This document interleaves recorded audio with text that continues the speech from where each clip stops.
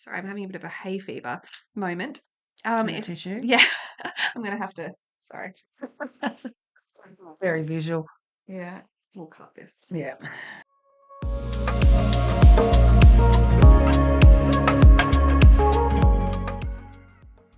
Hey everyone, and welcome back to our YouTube channel. I'm Jodie, And I'm Alicia.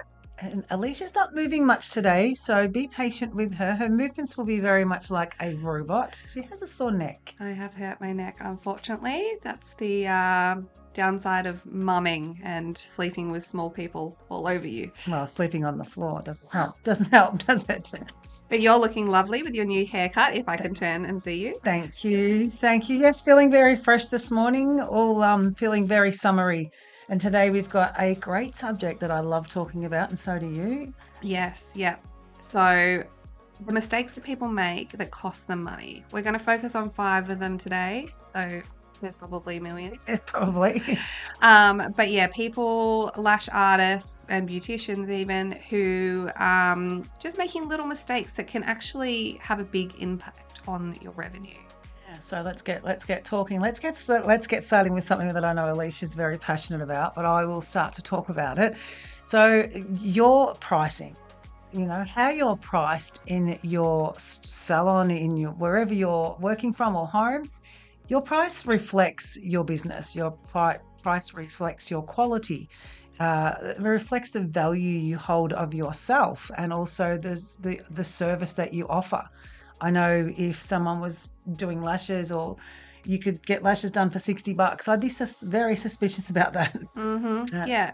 Very suspicious, and I'd be more inclined to go with the person in the same area that perhaps was around $100 or $120. I think that was someone that values themselves more, and they're going to look after my eyes, and they're going to do a better job. Yeah. You're unconsciously giving people the opinion that they can undervalue you. If your work is cheap, if your prices are cheap, you're not showing that you're a luxurious service, and people don't cheap. trust that. Yeah. Basically, you look cheap. Interestingly, I was talking to a beautician recently about this very issue, and I think I actually mentioned it in a previous podcast recently, but she's moving to the other side of town, and she said, that she's going to up her prices because geographically it's a more affluent area, but she was not going to do it at the start. And I was very insistent on her that if you're going to move, change your prices from the start and value yourself. And after our talk, she actually sent me a text message the other day and said, the conversation that we had has made such an impact on me. Like, I really feel like I wish that I'd recorded our conversation, because I just want to listen to it every night and have it like an affirmation.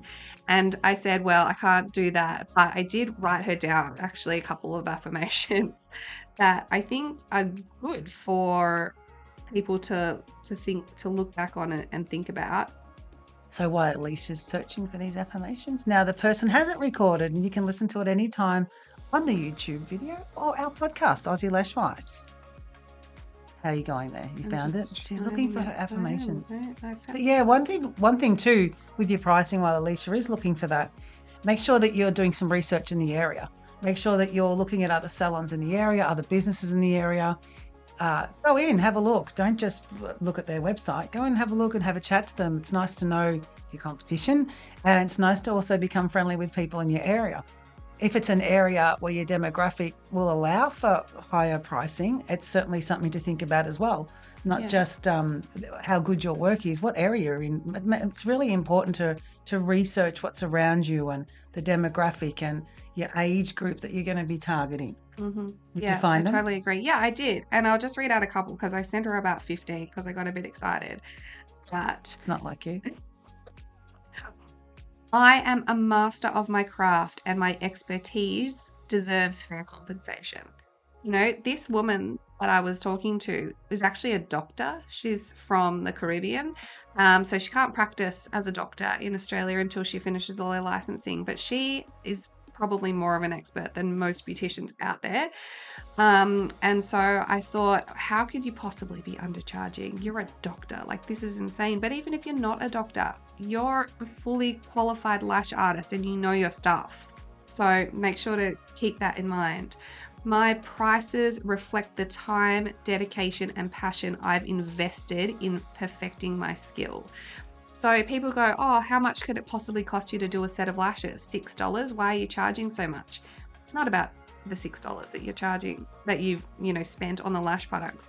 It's your time that you're spending. It's the years you spent perfecting your skill, sitting on Instagram, learning about the lash industry, going to classes, chatting in lash forums. All of that stuff is your knowledge and your skill base, and it all adds up to what they're paying for in your service. Is that enough? Yeah, that's enough. That's And I enough. just think that they're we can, nice. Like, they you are. should, if you're feeling like you're not valuing yourself highly enough, I think you should make yourself a couple of affirmations and look back on them. Yeah, so basically no reason to underprice your services.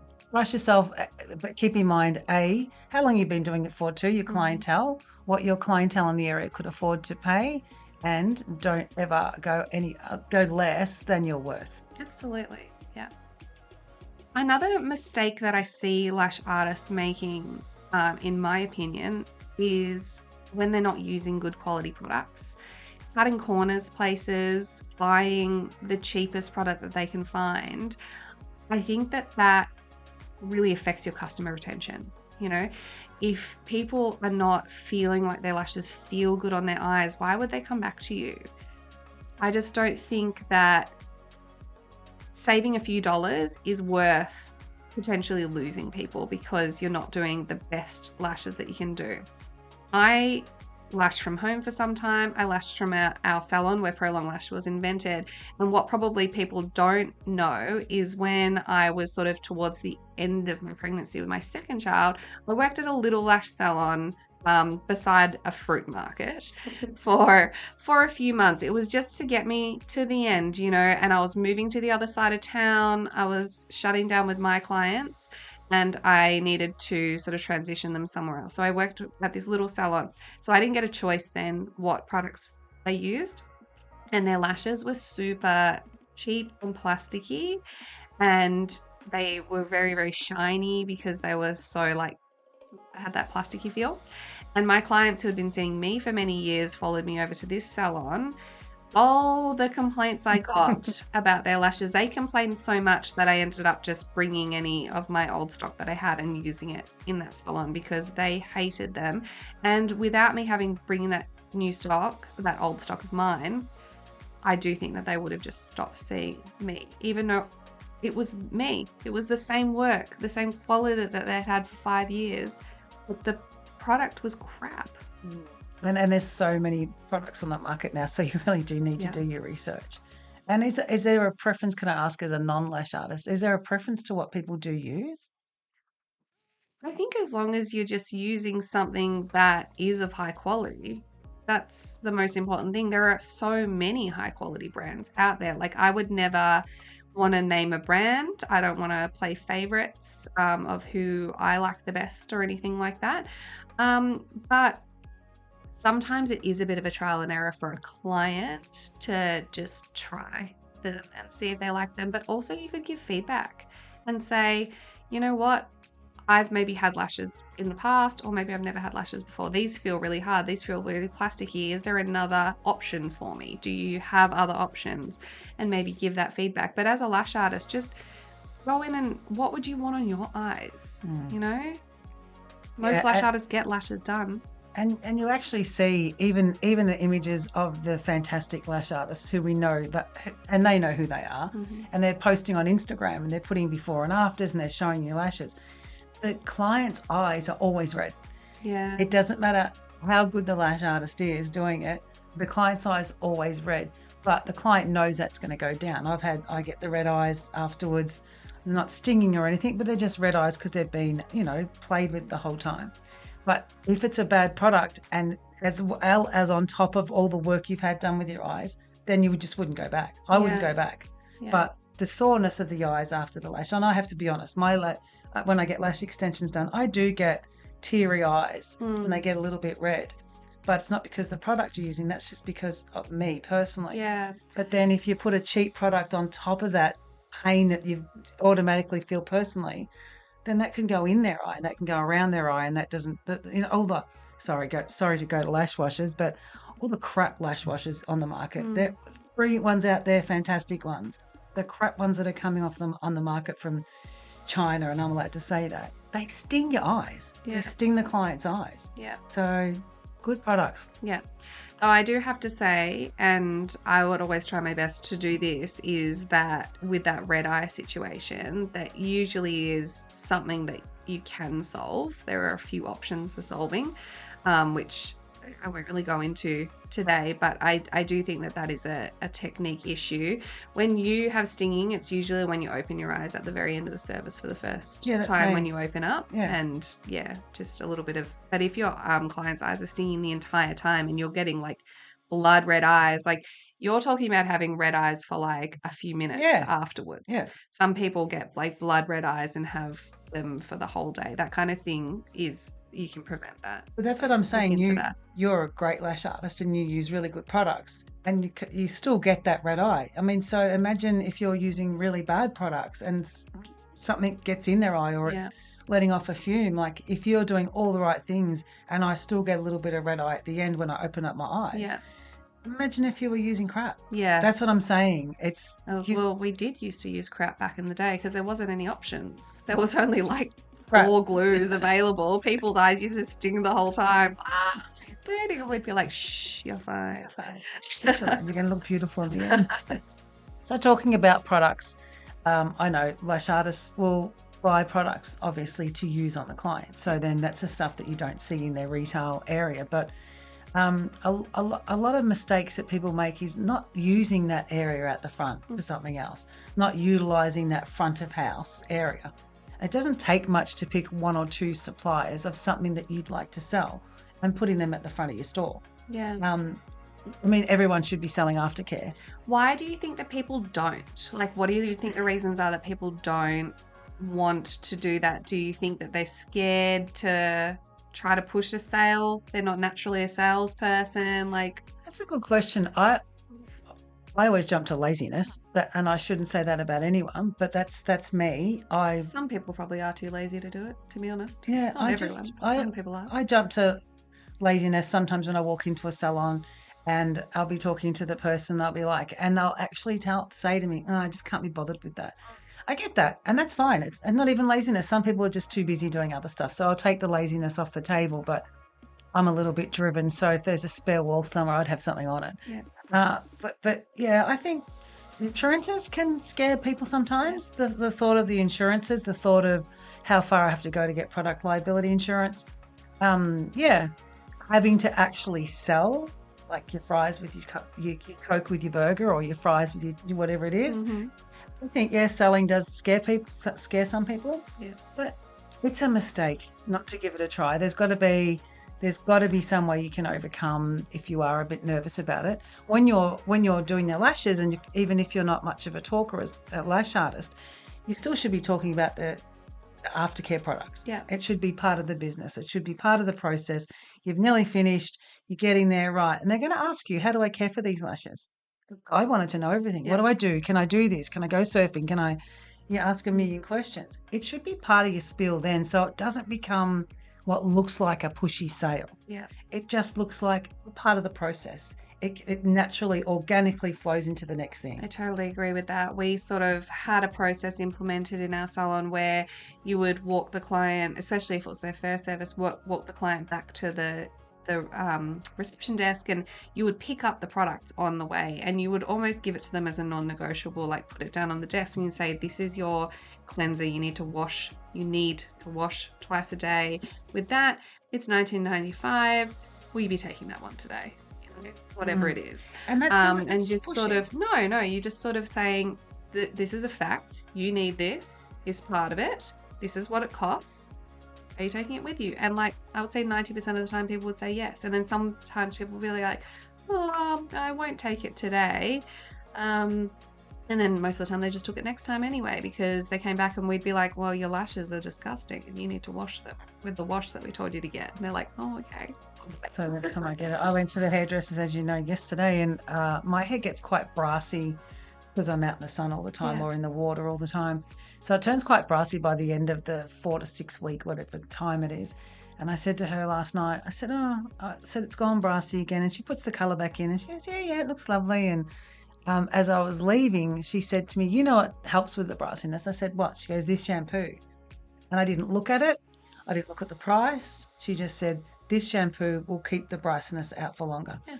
It was a problem. It was a solution to a problem they had, and I had no problems buying it. Yeah. So That's so interesting. I had a similar experience with my hairdresser, and I just thought, why hadn't you sold this to me so long ago? Like, I said to her, how come when I blow dry my hair, it looks all frizzy? Like, I get all the flyaways, but when you do it, it doesn't look all frizzy like that. And she said, oh, well, are you using a heat protected spray? And I'm like, no.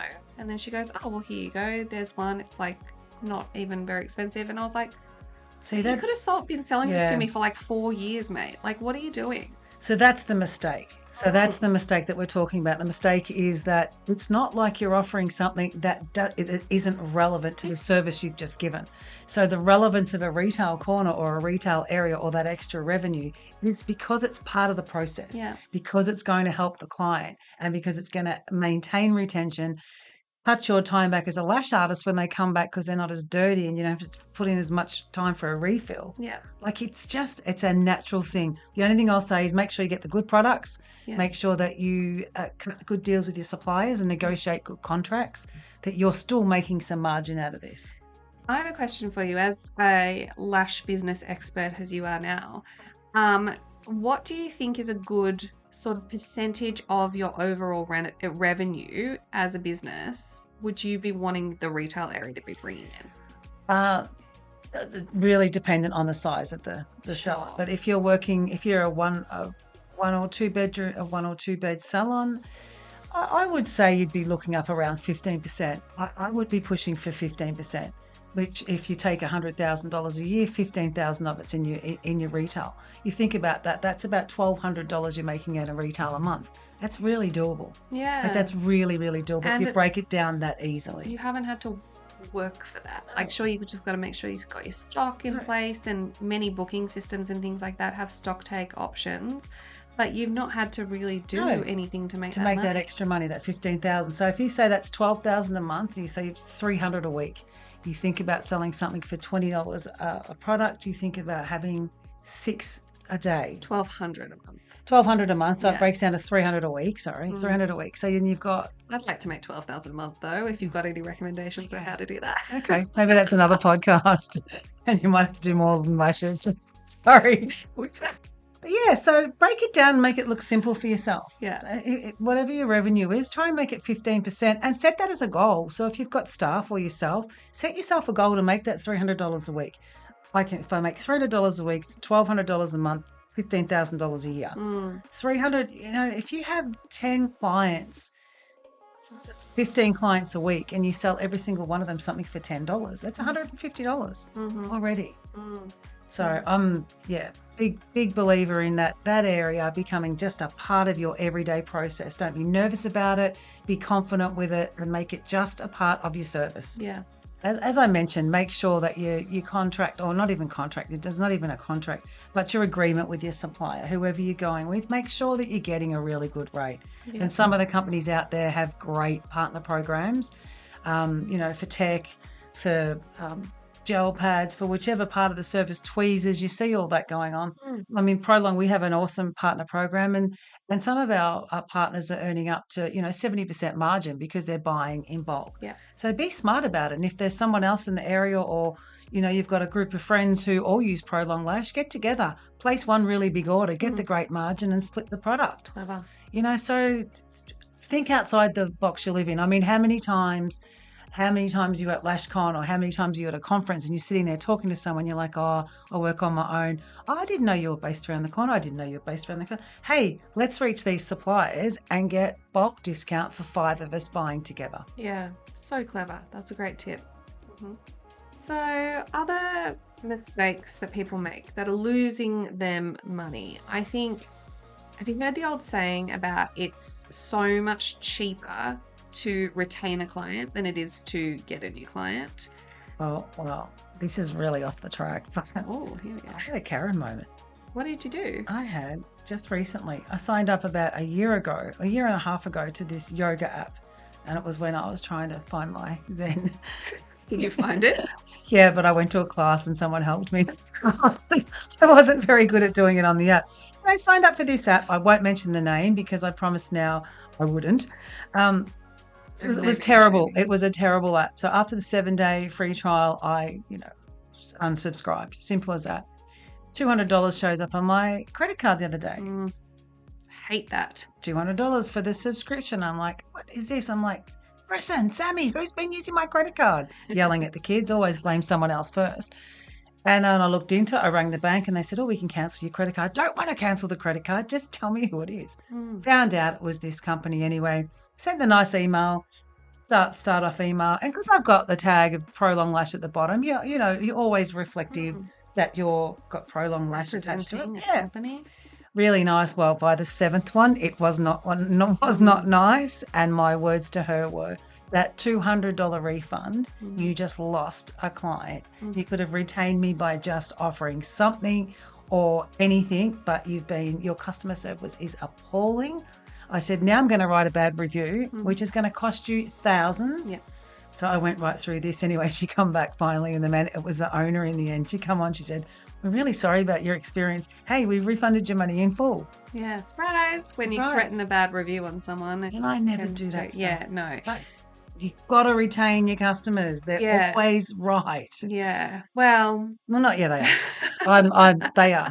They are for me. As a lash artist, you're looking at it from a different perspective. Do you know apparently that we don't say the full quote? Apparently the full quote is like, the customer is always right. Until they're wrong. No, it's like in matters of taste or something like that. So it's like if someone walks out in like a hideous shirt that you don't like as a sales rep, well, the customer's always right in matter of taste because it's their taste. So you go, yes, that looks fantastic on them. Apparently it just somehow got bastardized and turned into just the client's always right. Oh, boom, God, cut off. I was so wrong there in retail because people used to walk out and go, oh God, how did you choose that color? Let's get you. And I used to just take over. Maybe they liked it. Maybe they did. I worked with a lot of men because I sold jeans. Oh, yeah. Okay. So men love being told they looked good in a pair of Levi's. Yeah, and I mean, not to stereotype men, but if I can put my husband in there, he hates shopping, so he would love it if someone told him what to buy. Yeah, there you go. But okay, back to customers, getting new customers versus retaining your old customers. You will save so much money if you can retain your customers. And people often lose a customer and they don't do anything about it. It's like, they're not following up. Hey, I haven't seen you in a while. Is everything okay? Maybe people have just forgotten to book at their appointment time and then you're always booked out or something like that. I mean, if you're always booked out, up your prices because, make the most of that. But there's reasons that people are leaving. People don't just go one day, I'm never going to come back to somewhere. Maybe they hated their lashes. You need to know about that, because then they're going and telling all these people that they hated their lashes, probably, even if it's just word of mouth, even if it's just their friends or whatever, that those are customers that you're missing out on. So I think that people really need to put processes in place to make sure that they're following up with people. Post-service, were you happy with your service? Verbally ask them. Some people are non-confrontational and they don't want it. They'll be like, they're great, and then they'll leave, and then they'll send you a text message and go, actually, I don't like them, which has happened once to me. And I was like, what? Whoa, what are you talking about? When you were here, you were like, I love them. Crazy. But make sure that you're following up with people after an appointment. When someone leaves, send them a message. How'd you go?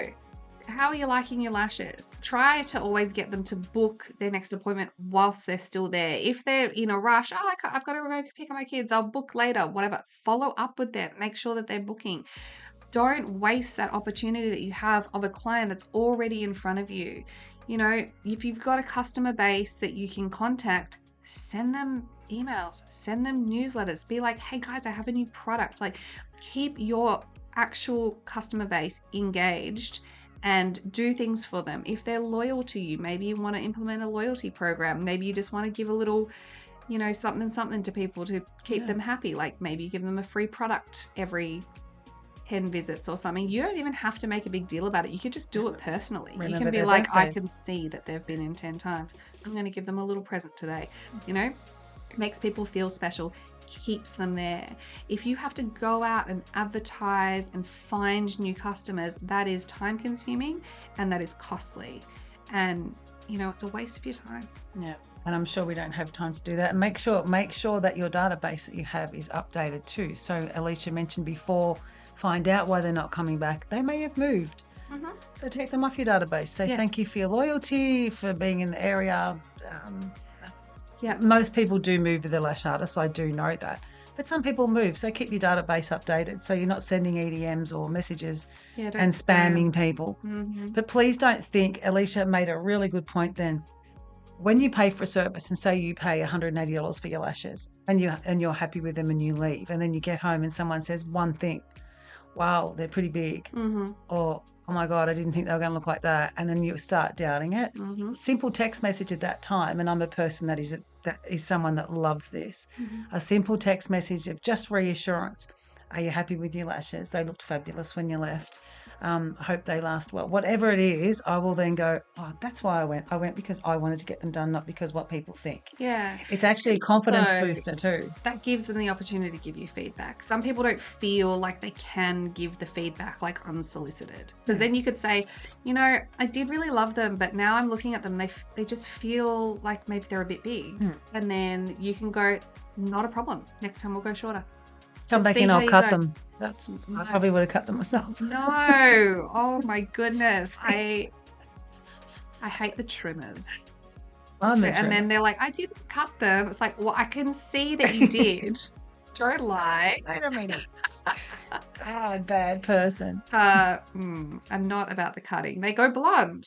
Like, you know, lashes have a nice little tapered, beautiful tip on them. If you cut it, it's just like, see, that's your passion. That's your passion about the shape. they'll look all stumpy. Yeah. I know it's when the hairdressers do that. The hairdressers do that, you know, jagged cut, choppy cut, and they chop into your hair. We're clearly not hairdressers. Yeah, I'm always thinking, what is it going to make it look like that? And it doesn't ever look like squiggles. I'm drawing squiggles if you can't see me. Yeah. So okay, I get it. All right. Well, look after your customers you've got. Be kind to them and follow up and listen to them. Get their feedback. Be empathetic. Even if they did say I love them so much and then went home and said I don't love them anymore, don't get mad. I know some people are like, you said you liked them, so why are you saying you don't like them now? And I empathize. I feel that. But it's like, you know, maybe someone made them feel less confident about themselves. Maybe they just was too scared to say anything in person. Like, just give them some grace. Be like, I will fix them for you next time. Give yourself a little bit of time to get used to them. Come back in 2 weeks and we'll make them shorter for you. Then most of the time they come back and they go, actually, no, they're fine now. Caused you grief for the day just because they were having a moment because someone told them they didn't look as beautiful. Yeah, but you followed up with them and then they came back. Yeah, very good. Keep retention. Retain those clients.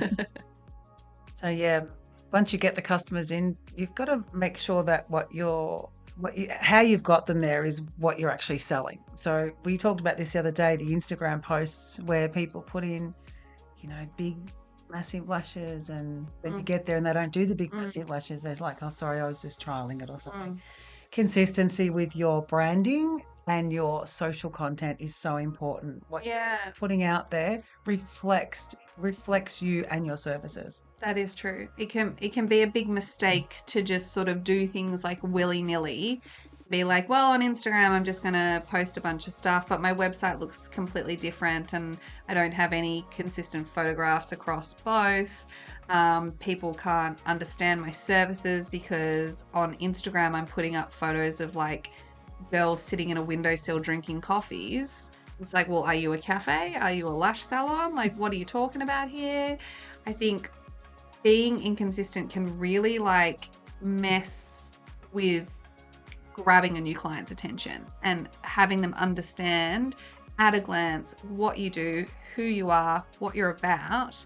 And yeah, it can mean that you'll miss out on customers. Yeah, my son's looking into a business at the moment, going into a business, and he's looking for a name for the business. And he was coming up, and he's 24, so he's coming up with all these cool, funky names. Him and his mate, big boys playing AFL, which is footy over here, sitting around the table, and I'm listening to the names. They're great names, Yeah. like great names. I'm like, they're slogans, boys. What you're talking about are slogans. There's a Yeah. difference between a name and a slogan. Yeah. Like it's Nike, just do it. Yeah. They don't call themselves just do it. Yeah. So I think your branding has to really reflect exactly what you do. So Yeah. I just said to Harry, what is it? What is it you're going to sell? That needs to be in your name. So they look at a box and it can have all the muscles and prettiness of a masculine box that you're going to make. But make sure that it says this is for that somewhere. But that is a strategy. Yeah. And yes, you can do that. But then there's also brands that don't do that. Like look at Uber. What does that mean? Like look at Klaviyo. That's an email accounting system. Like MailChimp, they're more like I'm going to be specific. Yeah, talking about like what we do. So there's different like strategies you can take when it comes to naming your business. But I think beauty has to be, you have to look at something and know what it is. Well, I think if you're trying to get clients without having to jump through hurdles and have these amazing marketing campaigns, the clearer you can be, easier it is for clients to find you. Something that I like to see though as well in a brand, like especially on Insta if you're trying to get across, is people. Like I like to see who I'm going to meet and see. Like just having a bunch of pictures of eyelashes is cool, and I'm like, yeah, they look nice and I can point out the ones that I want and I like their work. But who's the person I'm going to walk in and see? Like I know not everyone, some people are shy and they don't want to put themselves out there, but I really like to see a face to a brand. And like if you're a bit camera shy, like go get a photo shoot and get like the best photos and make yourself feel really confident about them, and slap a few on your website and your Instagram page so I know who I'm coming to see and I know who's behind that brand. Your personality, it has to reflect. It has to reflect in what you advertise for yourself. So I'm letting you in a little Prolong secret here. About 3 years ago, we went to LashCon as a team. And everyone knew Prolong. Well, a lot of people knew Prolong. Yeah. Probably 70% of the trade show at the Lash conference knew us.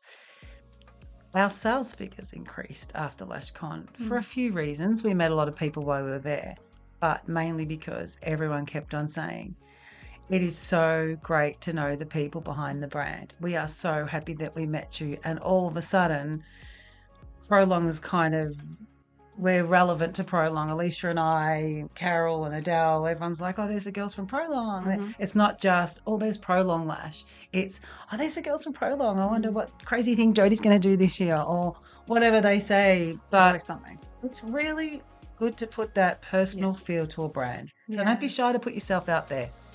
Yep, I totally agree. Yeah. Well, those are our 5 mistakes to avoid, and how to try your best to avoid them. What you can do to stop yourself from making these common mistakes. Yeah, and if you do fix them, even if you can work on 1 or 2 at a time, don't feel like you have to do all 5 at once. Yeah. Work on 1 or 2 at a time, or get started with a strategy to put the 5 in place. You watch how it boosts and increases your growth in your salon. You'll be very happy. And if you need a hand or some advice, give us a call or text me, email me. Most people know how to get in contact with us. Yeah, jump on the website, www.prolonglash.com or .au for Australia. You can chat with us on there. You can book a discovery call if you're wanting to have some business help.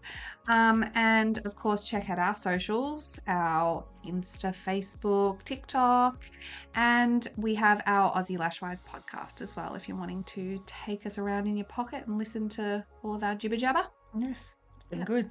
Thank you. Great episode today. I hope everyone enjoyed it, and we'll see you soon. I hope your neck gets better. Thank you. Bye.